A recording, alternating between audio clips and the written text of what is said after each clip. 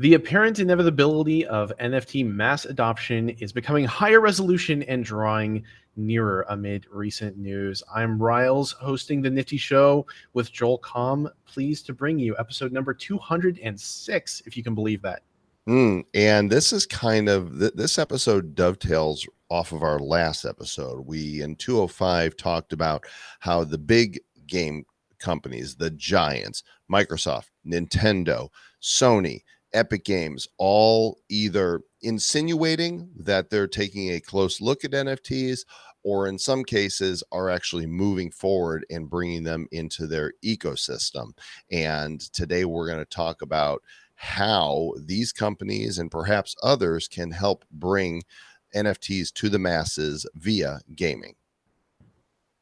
One of the biggest stories that broke in our last episode was that PlayStation, Sony, the owners of PlayStation, have filed a patent for transferrable NFTs that can be applied to multiple games, multiple consoles, multiple hardware devices.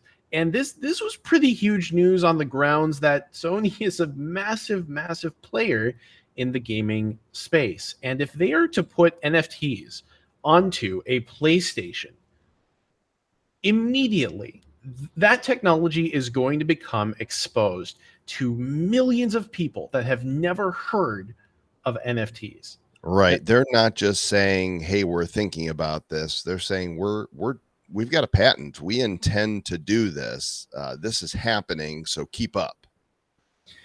Of course, since this is games that we're talking about, there has already been a lot of discourse, even in the gaming mainstream, pertaining to NFTs. And amid entities like Bored Apes, Dookie Dash, and some of the play to earn projects that have spectacularly crashed and even ruined some people's lives, you can imagine that the coverage hasn't been overall positive. But with both of these things happening at the same time, there's a lot to expect in the near future. You know, before you go on to that, I'm wondering, I could think of two major arguments that the well has been poisoned with, as far as gamers are concerned. You know, one of them being that NFTs are a Ponzi scheme. Actually, three. NFTs are a Ponzi scheme. I can own your NFT by right click, save asing it. Now I own your JPEG of your ape or whatever. And the third is that NFTs kill the environment because of gas fees on what used to be proof of work on Ethereum and is now proof of stake. Are there others I'm missing? It seems to me that the primary association that the gaming mainstream has with NFTs is that they're just a scam. Like, they're just designed to take money from you and not actually give you what they promise in return. Imagine that, the lack of understanding that you must have. You'll go in a game and you'll pay real money to own a skin or a weapon, or that you use only in the game, versus being able to purchase something with real money and be able to sell it to somebody else that is maybe not even in game yet. I don't get it. This is actually, there's another story that wasn't previously in the show notes that we should discuss, because this brings to mind the fact that EA just announced that they are taking service offline for several games, and because they're taking the services offline, they are no longer selling them. And these are games that existed before the concept of games as a service. Battlefield Bad Company 1, Battlefield Bad Company 2, and Mirror's Edge all have online functionality that is just going to disappear. Those were products that people paid once for to own them, and now functionality is being taken away because there's no system in place to guarantee that you own anything. So rip the Band-Aid off. Everything that you have ever bought in gaming, if it requires any kind of server or you don't have physical media for it, you don't own it. And some of these companies, including ourselves, are trying to help remedy that. So that's real interesting. I'm looking that story up right now, and I'm going to go ahead and put that on the screen, because I think that it really is the tale being told there, that people have paid to license these games, and now Electronic Arts, EA, is saying, well, we're taking them off the stores, so the money that you put in to pay these games, you don't have access to the functionality that you paid for before. And let's be very specific about this. The single player functions should still be available. It's basically all online functionality that is going away. Which is, for these games, that's a big deal. For right? some of them, yes. Not so much for Mirror's Edge. I think that only has like speed running leaderboards. But for the shooters, the entire reason to play them was really the online. It wasn't the campaigns. It does show how much power that the companies have to be able to control what people are going to play. Anyway, that was really just a valuable detail to add context to the situation. At the end of the day, what we're looking at right now is we're looking at companies, very large companies, that are putting effort into delivering NFT services and NFT value to gamers. And a lot of gamers are not going to be happy with that. But I'm very certain about some things that are going to happen anyway. Okay. And what are those things? My key assertion is that NFTs are going to become extremely commonplace and extremely standard in games in the mainstream, regardless of who likes it or not, no matter what. And here's why. Okay, there's multiple reasons.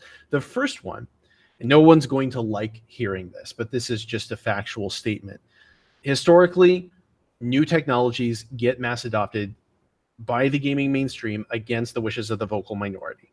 So, when I was growing up, the standard was you purchase one game on the physical medium, typically a compact disc. You would own that game. You would play that game whenever you pop the disc into your PC, and that was the end of it. But beginning with first downloadable content, which I think pretty much everybody is still in favor of, where you would pay a larger sum for a sizable chunk of content to be added to a game that you already enjoy, that turned into microtransactions, where we have seen a lot of good and we've seen a lot of bad. And the whole reputation of microtransactions got off on the wrong foot and has kind of stayed there in a lot of ways. Infamously, the Oblivion horse armor is sort of the first controversial DLC that I would contend would be better categorized as a microtransaction, where Bethesda attempted to sell a horse armor for the Elder Scrolls for Oblivion. Which was a very popular game, right? Yes, Oblivion is a very well-received game, and this is really a pattern with Bethesda. Bethesda produces very popular games that have some very weird quirks about them. Anyway, they were widely made fun of for the horse armor, and I'm going to guess they didn't get a ton of sales out of that. But if you look at the current state of things, if you look at how prolific and universal microtransactions have become, I'm not saying that they're all a good thing. I'm just saying that they're all there. More examples of these technologies that have gotten mass adopted are the concept of games as a service, which everybody should now be very intimately familiar with. That's the concept that it's no longer games as a product. It's an always online service that is provided for the duration that the company is willing to maintain the servers. And at this point, I have watched hundreds of games as a service games die forever because they lost support. And then, and there's all kinds of problems, because you linked up an article here that that actually lists 8 problems with this games as a service model. What are the biggest ones? So I love the first one in this article because it lists that they sort of use games as a service. Developers will use games as a service to excuse releasing something that isn't finished because there is this implicit promise that things will be fixed along the way. They'll be patched in future updates, and cut content that they couldn't release in time will come out at a later date. And maybe these promises get fulfilled and maybe they don't. And a lot of these problems are very real. But again, I'm not talking about whether they're good or bad. I'm just saying these are now widely adopted. I have a Everybody is doing question. this. Sure. Is this example in this photo, this is not intended to look like a man in a skeleton costume, right? This is a skeleton that somehow the texturing isn't done yet and they've still got the outfit on him. I mean, that sure looks like I couldn't tell you. I don't know what game that's from. I mean, I can tell you it a makes lot the of things case. like that. A lot of things like this have definitely happened, for It sure. makes the case for, putting out something before it's ready. Yeah, absolutely. And again, like these are definitely real problems. Mm-hmm. So what you would be taking away from this in the context of what I asserted is that even if some bad things happen as a result of NFTs becoming integrated into the gaming mainstream, it's going to happen, period. Mm-hmm. This is just historical evidence for why that's going to be the case. Well, and I see this in a broader sense too, because I remember, getting online early and when the web was new, people saying, oh, this internet thing will never catch on. I remember when Jeff Bezos started selling books out of his garage and they were like, oh, people will never shop online. When the smartphones came out, people said, we don't need a smartphone. We don't need a computer in our pockets. We just want to be able to make calls. And so of course, the new technology at the beginning, people push against it. You can go back to when, Henry Ford made the automobile and people are like, we don't need this car. We have horse and buggies to take us around. So people are just resistant to change. They like what they know, they like what's comfortable, and they don't understand how these advances in technology are actually going to improve their lives and their experiences. And the same thing is going to happen with NFTs, which will probably go back to calling digital collectibles again. And just like you like to pat yourself on the back, well deservedly, for calling how play to earn is a bad model. Back in 2017, when Travis and I did an episode on crypto kitties before anybody else did a show on it, we didn't call them NFTs. We didn't know that terminology. We called them digital collectibles, which is something that I think people can understand and embrace a lot more than an NFT. I know you want to take it in the direction of the marketable term. I don't think digital collectibles is going to catch on for the mainstream. I think it's still a Digital lot of ownership. syllables. Digital ownership. I like Some other term. like true ownership has so much more weight to it. But besides that, you've got me feeling like I'm playing good cop here, of all things. That's Because okay. Go for it. I sympathize with the people that are cynical about all of this. If you were an outsider looking into this space and seeing people's lives fall apart because they bought into a scam, or they bought into a play to earn that crashed, or they bought into a shit coin and their finances fell apart, Yeah, wouldn't it's kind you of be kind of like having thinking your money at Silicon Valley Bank. Oh, hello. perspective is everything? People don't have quite the whole holistic perspective that we have on the relationship between assets and ownership, and how much people have of either one. But if you were an outsider, wouldn't you be looking at this and saying, gee, it doesn't seem like a whole lot of people's lives are being made better? Possibly, but if I had a very limited view, which is what we're talking about. Perhaps. I say I rarely have that view when it comes to technology, because I'm usually looking at these things before, we're anywhere near the mainstream being able to hear about it. So when I hear of new technology, I'm always just excited, like, ooh, what cool toy is this and what's it going to do? But I can't understand normies feeling that way. Normies. Yeah. Right. Yeah, it does make sense. It makes sense that people are cynical, and it's okay that they're cynical.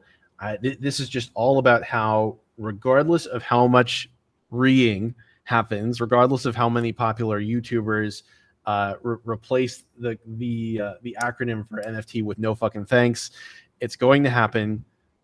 It's been proven that it's going to happen. It's proven that this isn't a fad on the grounds that, whereas Pogs didn't have any hidden greater utility, this technology clearly does. But Well, there's and there's expectations too that are being put on NFTs that there weren't on previous collectibles. When we put out Blockchain Heroes, we said these are digital collectibles. That's what these are. That's what they do. You open a pack, you might get something super rare, you collect them, you might be able to participate in some burn activities to get some new stuff, but that's what they do. And now in the NFT world, that's not enough for a lot of people. They are demanding that these collectibles, these NFTs, do something. It's like the meme with the guy with the stick poking, saying, "Come on, NFT, do something. Come on, baseball card. I don't just want a baseball card, rookie card of the new player for the Kansas City Royals. I want this card to unlock something else."